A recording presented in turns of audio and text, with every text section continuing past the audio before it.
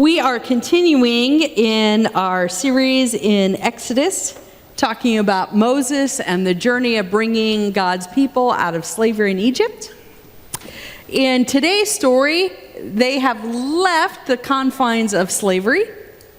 They have been journeying on. And just like most of us, once the journey gets to a certain point, our attitudes begin to change. And when our attitudes begin to change, most of the time it is not gratitude that is being poured out of our heart, but more an attitude of complaining. Has that ever happened to you?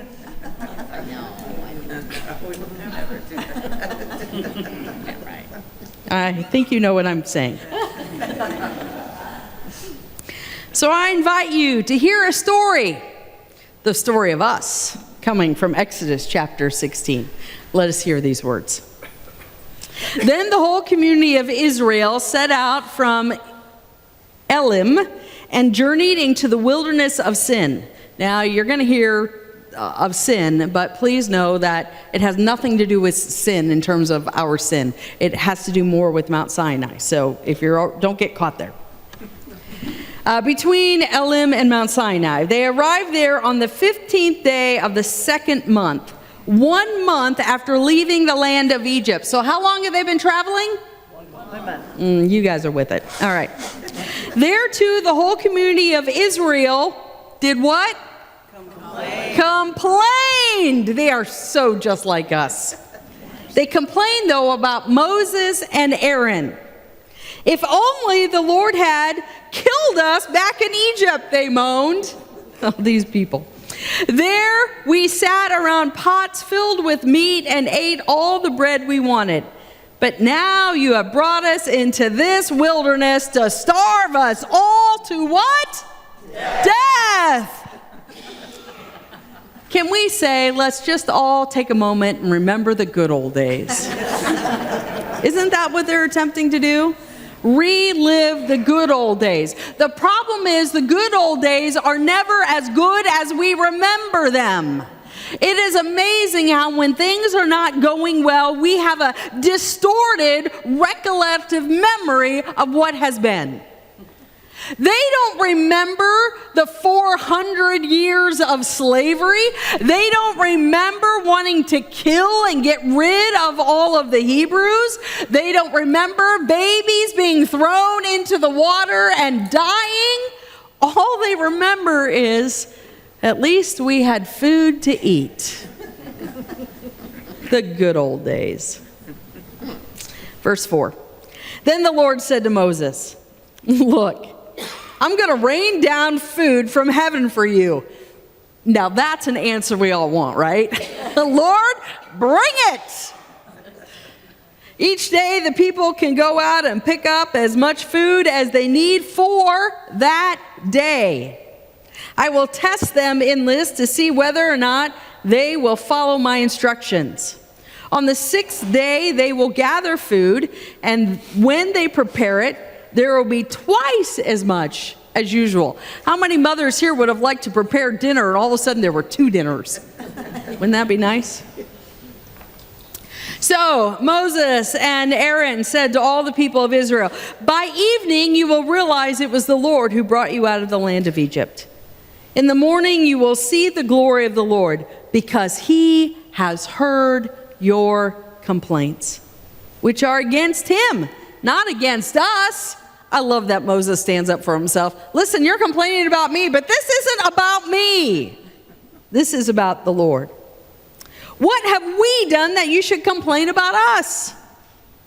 Then Moses added, "The Lord will give you meat to eat in the evening and bread to satisfy you in the morning, for he has heard all your complaints against him." What have we done? Yes, your complaints are against the Lord, not against us. Can I just add a moment here because it just fits so well? In the life of the church, when we start hearing tons and tons of complaints about the minister, more than likely there's other stuff going on.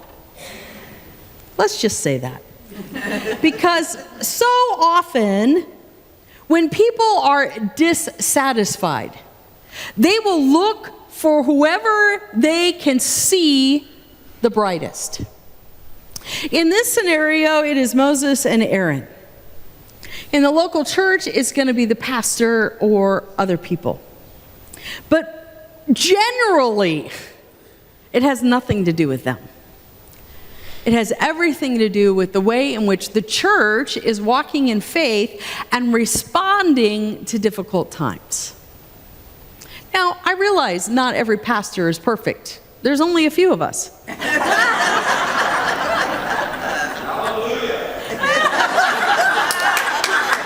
Thank you, Brother David.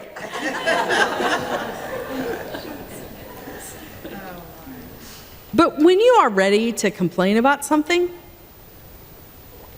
sometimes we need to look and see, is it an issue on this earth, or is it really an issue of faith, which means heaven?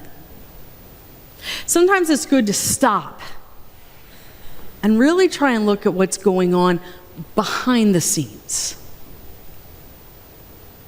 Because too often, and in our culture today, we are ready to attack. When nowhere in Scripture does it say, attack, attack, attack. But it says always, turn the other cheek. Respond in grace. Love your neighbor as yourself. Love your enemy. And so for each one of us, we are going to hit difficult times. Nowhere in Scripture does it say life will be easy. But it does say that we will not take the journey alone, that God will be with us. And that's so much of what this story is about. Let's move on then. Verse 9. Then Moses said to Aaron, announce this to the entire community of Israel. Present yourselves before the Lord, for he has what? Heard your complaining. God hears. And as Aaron spoke to the whole community of Israel, they looked out toward the wilderness. There they could see the awesome glory of the Lord in the cloud. Then the Lord said to Moses, I have heard the Israel's complaints. Now tell them, in the evening you will have meat to eat, in the morning you will have all the bread you want. Then you will know that I am the Lord your God. That evening vast numbers of quail flew in and covered the camp.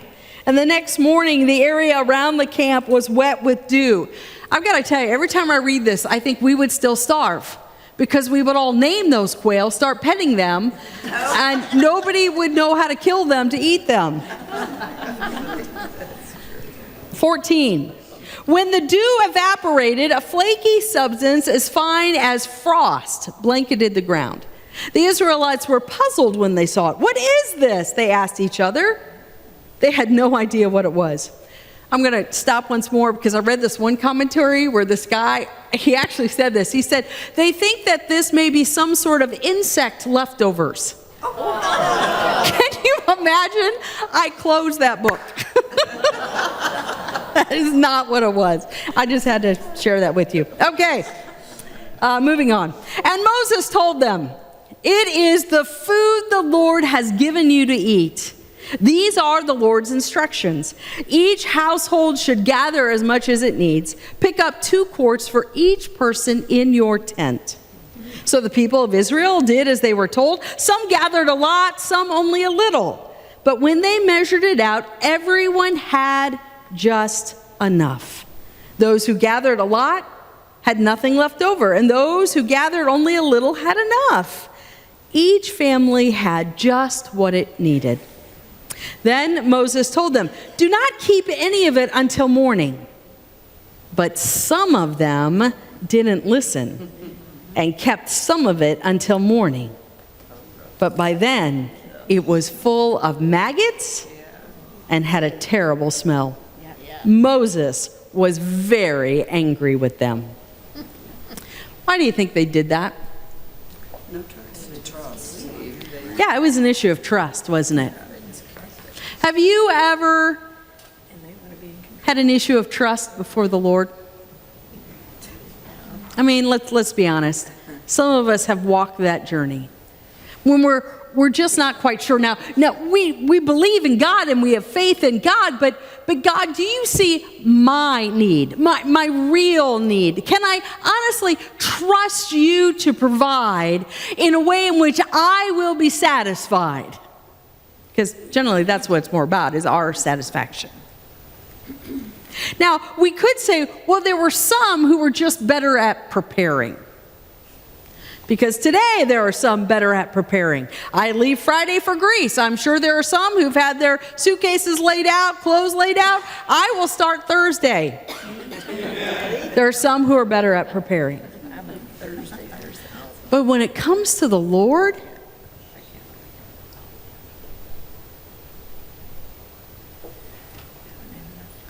He always provides in just the right time and in just the right way.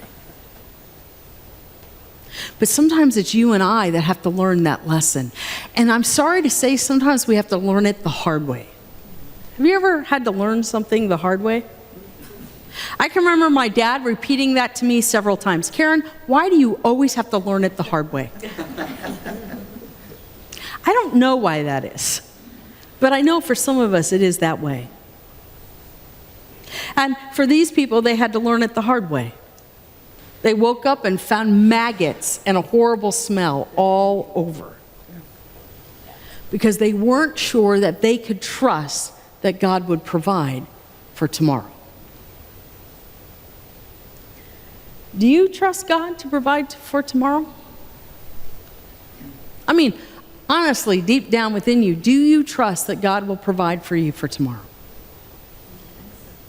I always love that when Jesus sent the disciples out 2 by 2, He said, don't take anything with you.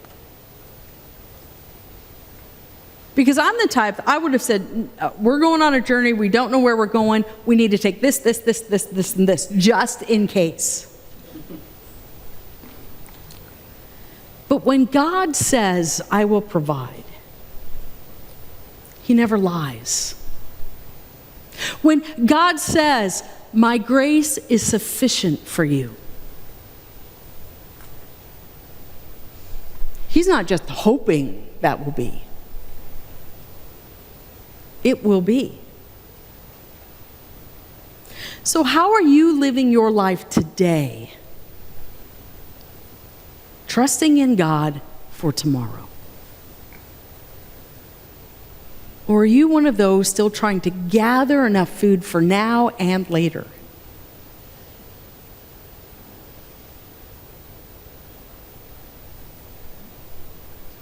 Verse 24.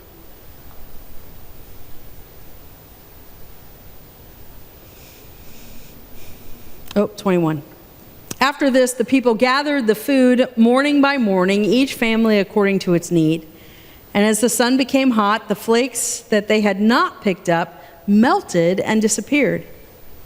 On the 6th day, they gathered twice as much as usual, 4 quarts for each person instead of 2.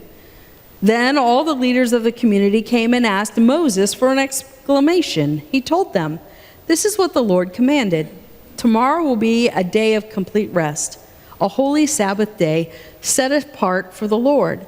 So bake or boil as much as you want today and set aside what is left for tomorrow. Do you know this is the very first instance of Sabbath? Remember, they don't have the 10 Commandments yet. That comes just a little bit later down the road. But God is already trying to teach the community a way of life that will bless them. How is your Sabbath going? Did you know Sabbath is not just an Old Testament thing? Do you know Sabbath is not just for those who are Jewish? It's for all of us. Sabbath rest helps life to go better. How is your Sabbath going?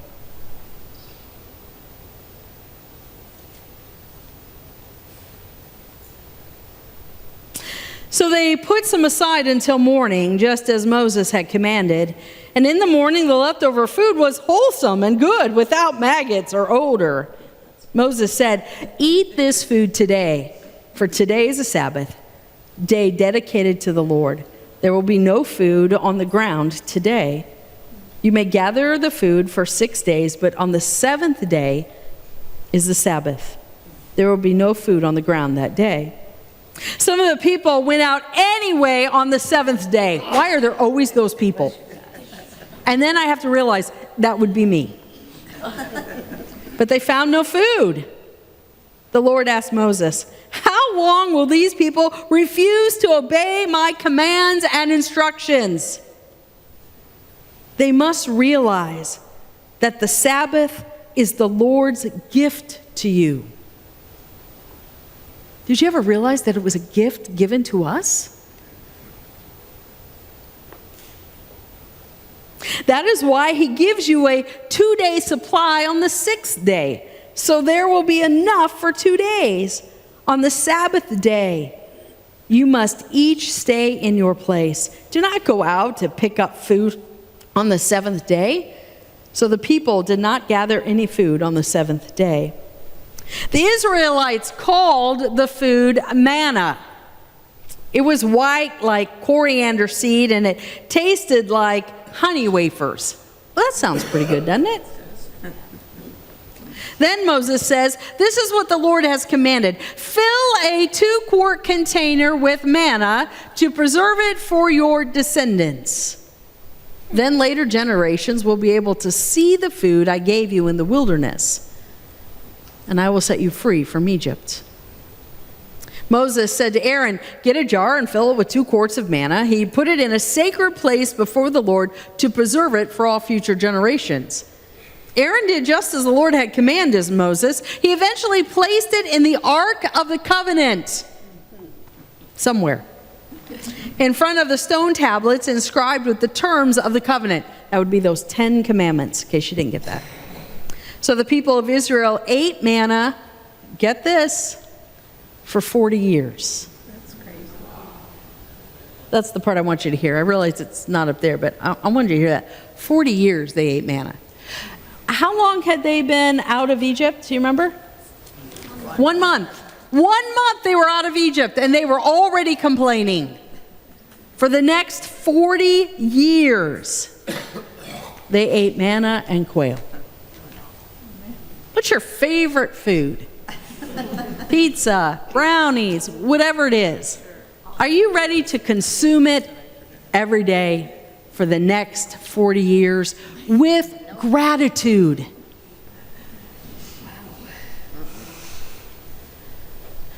Yeah, that's a hard one, isn't it? And yet, that's what God is asking these people to do. He has brought them out of slavery. They've been in slavery for 400 years. He has to rebuild a culture. He has to rebuild a people. And as he rebuilds this culture and these people, he has to help them to understand what it means to be his people. A people of gratitude for all that God has given. A people of gratitude for all the ways in which God supplies day in and day out. God's faithfulness. This isn't a lesson just for the people coming out of Egypt. It's a lesson for us. Because I'm telling you, 300 years from now, I believe they will look back and say, those were the people of the complaining. Because we're so good at complaining. We're so good at somehow feeling as though we deserve, and it's our right to whatever you want to put on the end of that.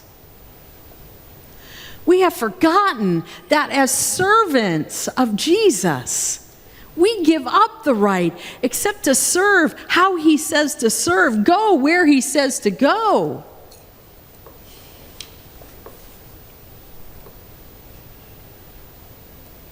Although these people will make it to the promised land, and here's an interesting thing about the promised land that I also found out when looking at this. I just want to share this real quick with you. And that is by the time they got to the promised land, in case you don't know this, right before they enter into the promised land, God asked Moses to take a survey to see how many people they are. Yeah, they were back then too. But when they came up with the total population, it was 2.5 million people. I think so often we think about this as just a large band of people leaving Egypt.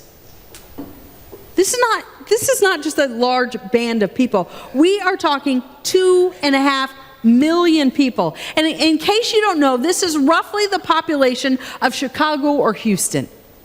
Think about that. You have Chicago following you, complaining about being hungry. There are not enough pizzas in all of Chicago to feed them all the time.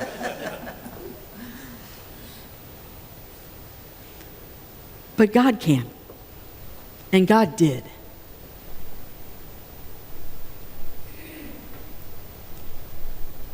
If there's one thing I believe that we as Christians need to learn, it's the art of gratitude, rather than complaining. I was down in Indianapolis the other day. Telephone. I know you're on call. Go ahead and take it. I was down in Indianapolis, and while I was in Indianapolis, I went to a restaurant. It's just one of my favorite restaurants down in that area. It's actually outside of Indy. And as we were sitting at the table, it was a very nice table. The table right over to our left, apparently they ran out of baked potatoes. And the server had to come and tell the table that they were out of baked potatoes and would they like to make another choice, and their dinner would be comped by the restaurant. I thought, well, that was pretty nice. Well, this lady had a hissy fit. She had a hissy fit. Do you know what I wanted to do? I wanted to go over and say, ma'am, which church do you attend? Right? Now, would I do that? No, I would never do that. But she's throwing a hissy fit because she couldn't get a baked potato. If I'd had a baked potato, I would have offered it to her. But I went with the mashed, and they were really good. What's the last thing you complained about? Was it really necessary?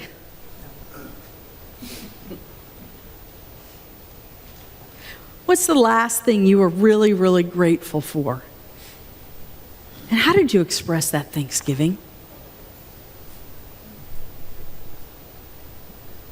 I love it. At the end of the scripture, Aaron takes that manna and he puts it in a vessel, and he puts that into the Ark of the Covenant later on down the road. Why? So that others could see what this manna is. Because we really don't know. It's something that God specifically did at that specific time. Now, do we have the Ark of the Covenant? We don't. But maybe someday it'll be found again. And in it, there'll be a vessel. And when we open it up, we will see manna for the very first time.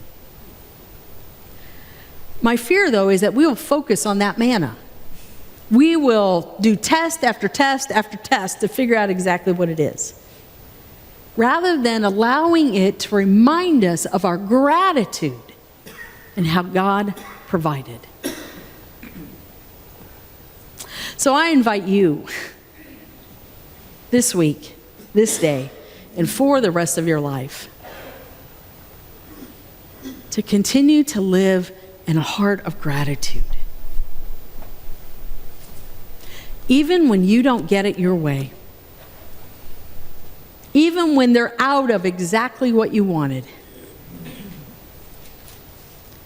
live in an attitude of gratitude. Because it will not only change you, but it will change the community around you. And I believe that that is just one of the ways that Jesus calls us to be his ambassadors.